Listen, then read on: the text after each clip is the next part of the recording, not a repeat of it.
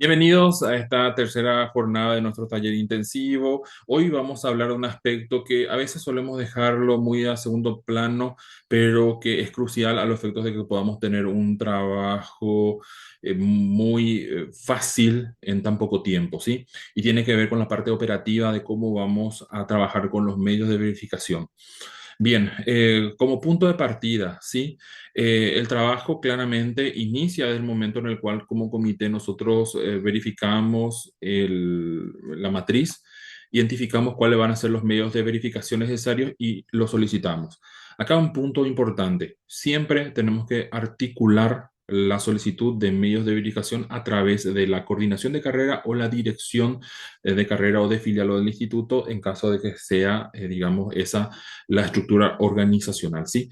Solamente en algunos aspectos cuando como comité realicemos un trabajo más de campo, de observación de espacios, quizás una encuesta eventualmente, siempre comunicando que se va a hacer ese trabajo la coordinación o dirección, bueno, va a ser, digamos, una recolección más directa.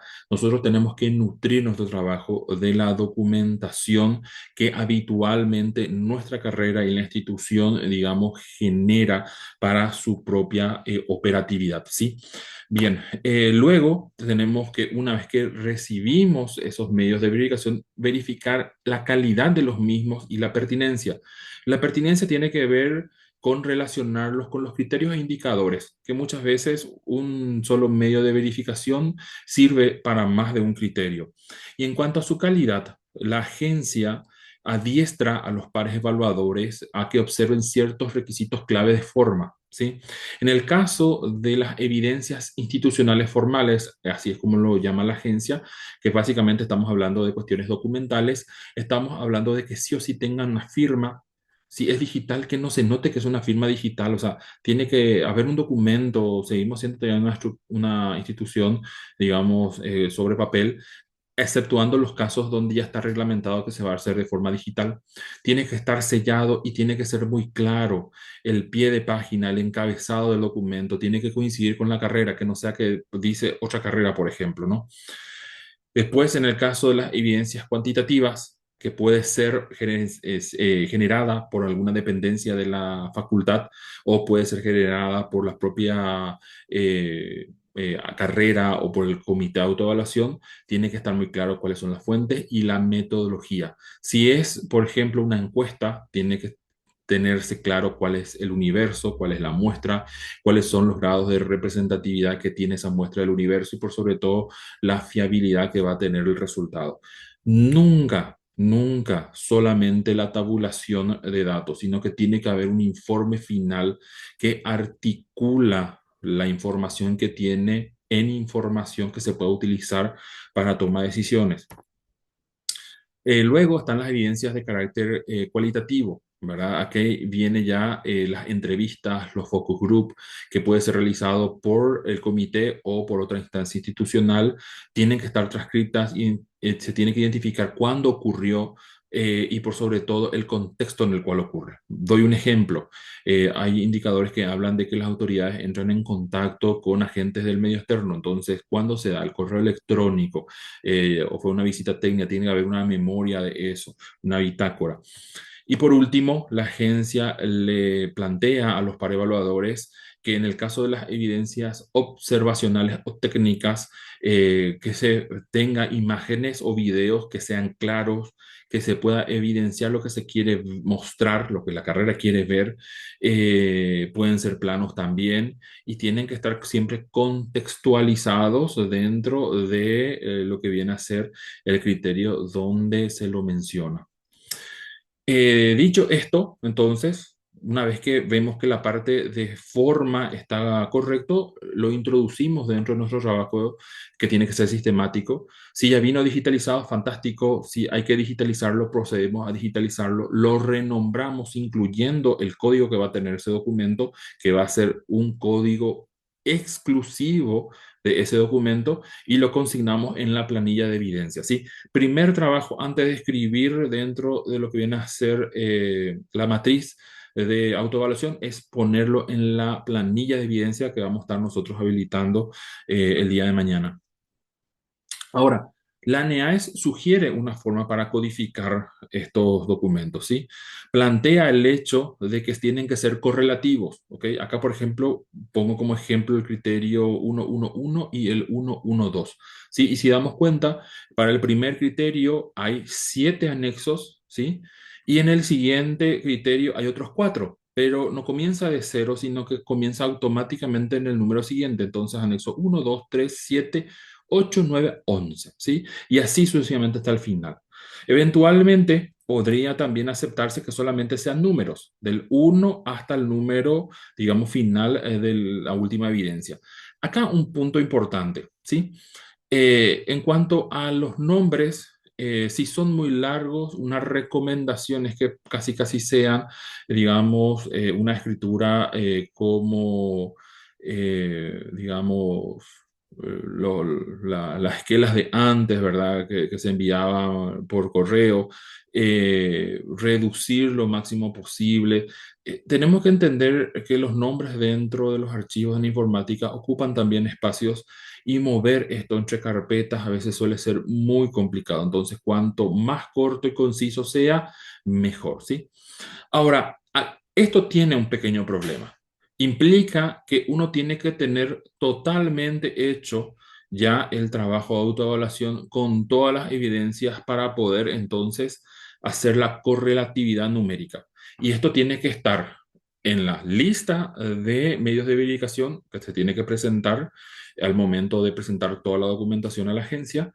Tiene que también figurar tal cual en la matriz y a veces dentro de las argumentaciones de los criterios nosotros solemos volver a mencionar a los medios de verificación. Entonces quiere decir que uno tiene que hacer un chequeo completo, ¿verdad? De toda la documentación para que realmente corresponda y obviamente renombrar los archivos al final. Es un trabajo que para el poco tiempo que tenemos puede ser muy complicado.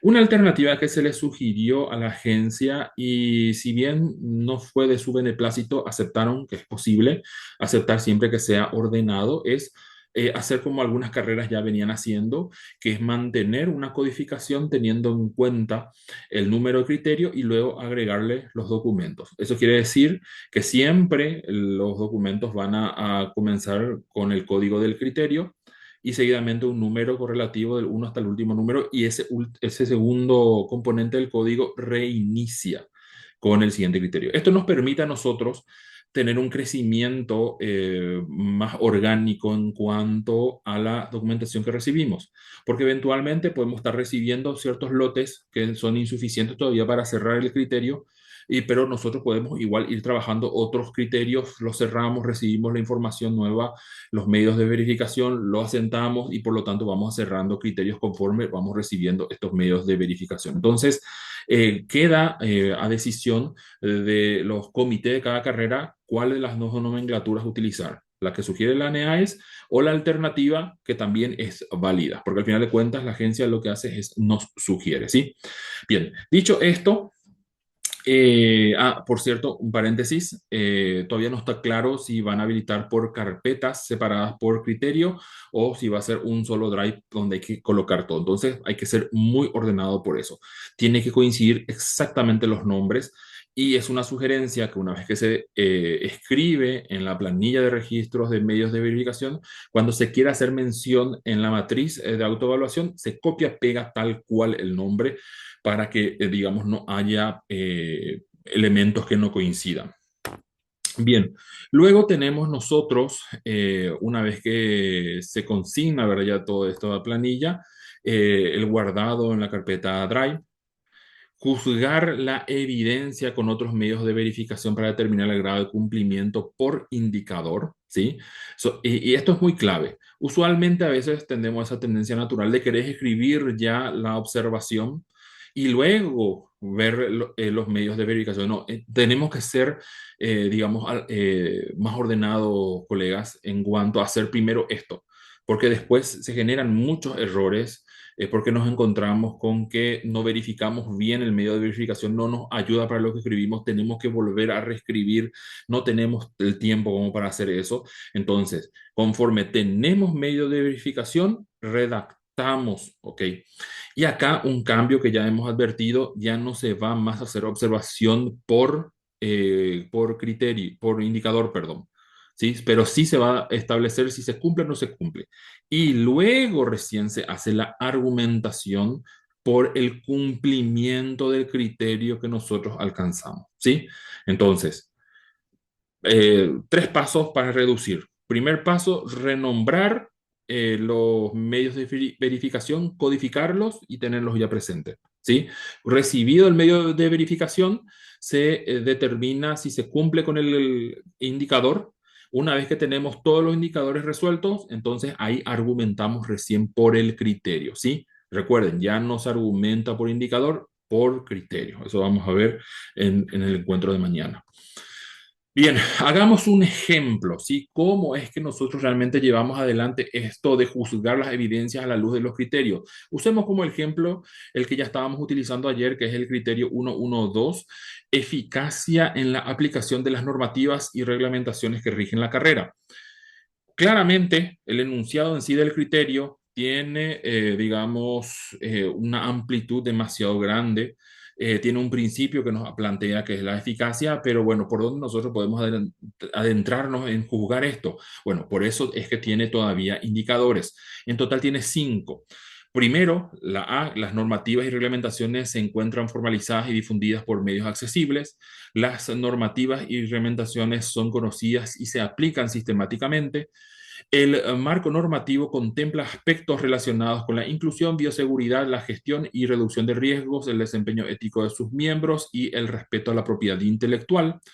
Se cuenta con normativas claras para la homologación de asignaturas y validación de los resultados de aprendizaje obtenidos en el marco de la movilidad estudiantil, tanto nacional como internacional, y las normativas y reglamentaciones se actualizan de acuerdo a las necesidades emergentes. Bien, hagamos un poquito el análisis de todo esto a los efectos de poder determinar el aspecto de nuestros medios de verificación, ¿sí? Bien, primero son las normativas y las reglamentaciones el objeto de análisis aquí. Esto es lo crucial para este criterio, ¿sí? Ahora, nos plantea que trata, digamos, sobre documentos que son válidos y por lo tanto necesariamente tienen que estar formalizados. ¿Ok? Eso quiere decir que tienen que estar firmados, sellados con los membretes y tienen que estar difundidos. Esto es un principio del derecho que, si bien es cierto que nosotros no podemos, digamos, argumentar el desconocimiento de las normas, para que una norma tenga vigencia, está publicado. Entonces, la universidad, nuestra facultad, publica sus reglamentaciones, entonces, claramente esto tiene que ser demostrable. Ahora, lo que a nosotros nos interesa es lo que rige nuestra carrera, ¿sí? Eso quiere decir que nosotros vamos a tener como diferentes carreras que formamos parte de un todo, una gran cantidad de reglamentos que son coincidentes, pero van a haber algunos que son particulares de lo nuestro, ¿sí?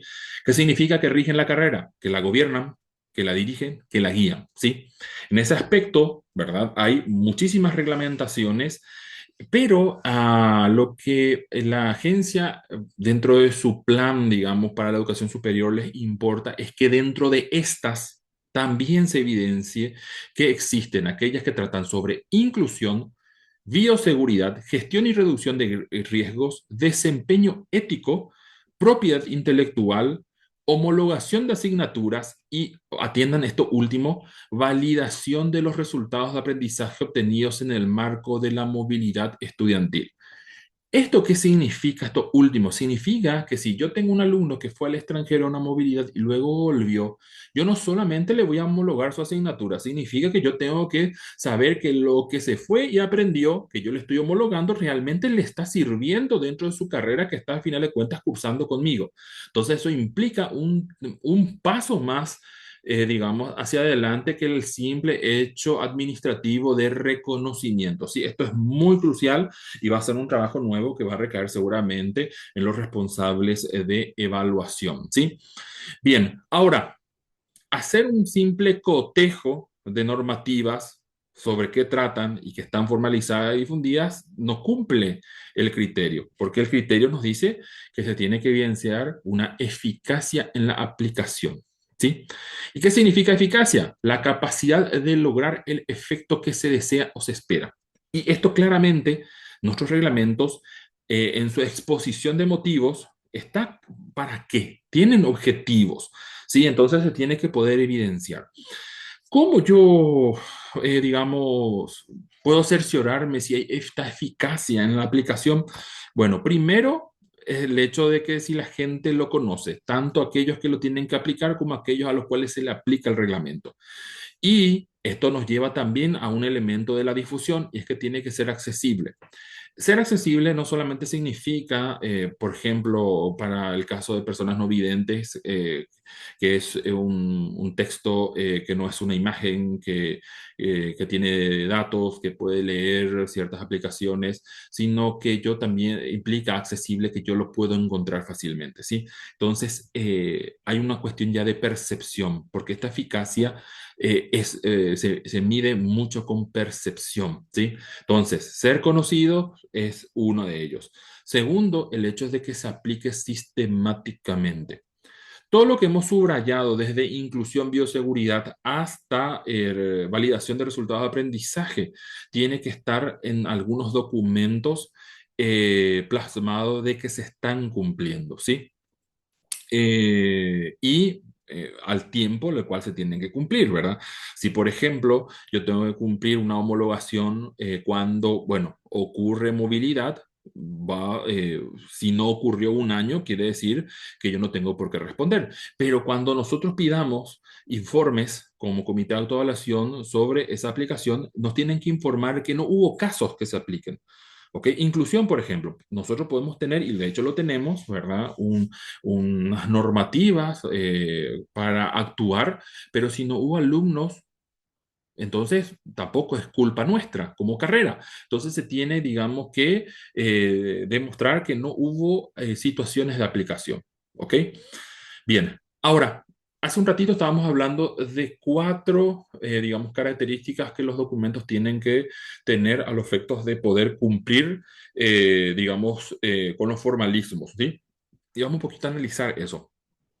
Primero, nos planteaba evidencias institucionales formales, que es una cuestión documental. Entonces, quiere decir que si yo tengo, ¿verdad? O tengo que tener como evidencias las resoluciones de aprobación de esos reglamentos, ¿sí? Donde claramente se hable de qué trata cada uno.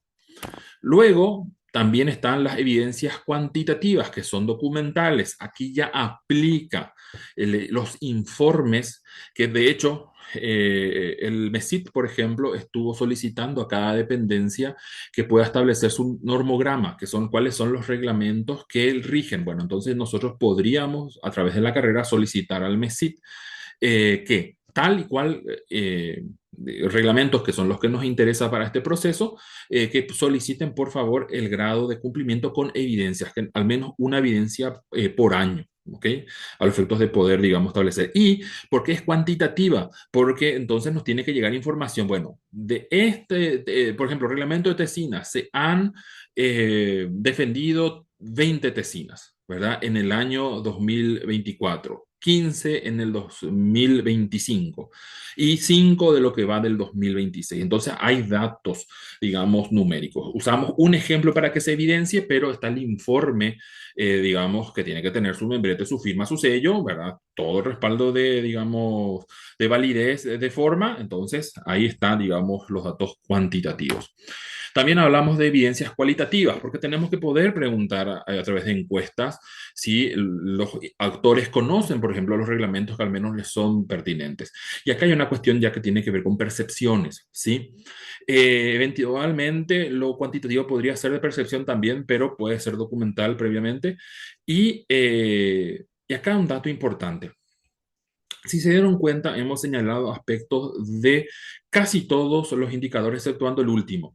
Y la percepción cualitativa que se pueda dar en un momento histórico X nos lleva a que pueden haber elementos que surgen, elementos nuevos y por lo tanto generan una necesidad de actualizar los documentos, ¿sí? Eso tiene que ver claramente.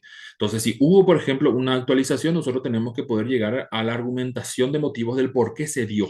¿Ok? Ya sea por el testimonio de una persona o porque está dentro del reglamento mismo o en la resolución o en la solicitud, etcétera. Y por lo tanto ahí cerramos. ¿verdad? Porque justamente volvemos a lo que significa eficacia, esa capacidad de lograr efecto que se desea. A veces nuestros propios reglamentos se desactualizan para el contexto, entonces tienen que ser actualizados para seguir logrando el efecto que en ese nuevo momento se está necesitando, ¿sí? Y esto nos lleva por último, ¿verdad?, a las evidencias observacionales o técnicas, ¿sí? Espacios de infraestructura que nosotros estuvimos hablando en la lección de ayer. La página web es, al final de cuentas, otro espacio más, ¿sí? Es un espacio virtual, las aulas. Entonces podemos nosotros tener evidencia de ese tipo, de que se está, digamos, efectivamente, aquello que se menciona, está. ¿Válido colocar links? Sí. Lastimosamente a veces los links se pierden, hubo un ataque virtual o un cambio en la página web, entonces lo que nosotros quizás teníamos ya como evidencia hace 2 meses, por ahí hubo unas alteraciones, ya no está el link, digamos, activo. Entonces es importante siempre acompañar con el print de pantalla de ese momento. Bien, en esta jornada no vamos a tener nosotros ninguna tarea, pero sí es importante, por favor, que antes que finalice este día miércoles puedan completar la actividad 2.2, que es que cada comité de carrera que está haciendo este taller seleccione 2 criterios donde vamos a justamente todo esto a estar trabajando, desde pensar cuáles van a ser nuestras fuentes, la metodología, e incluso llegar a instrumentos, ¿sí? Si para el final de esta jornada hay comités que no seleccionaron, bueno, entonces nosotros vamos a hacer la tarea de asignar, pero preferimos que sea, digamos, primero la opción de ustedes. Claramente, un criterio que una carrera ya seleccionó ya no está, digamos, habilitado, entonces el resto tiene que seguir. Queremos hacer un trabajo colaborativo entre todos que nos pueda servir para nuestros procesos futuros, ¿sí? De mi parte es todo, muy agradecido por contar con ustedes y bueno, estamos en contacto el día de mañana.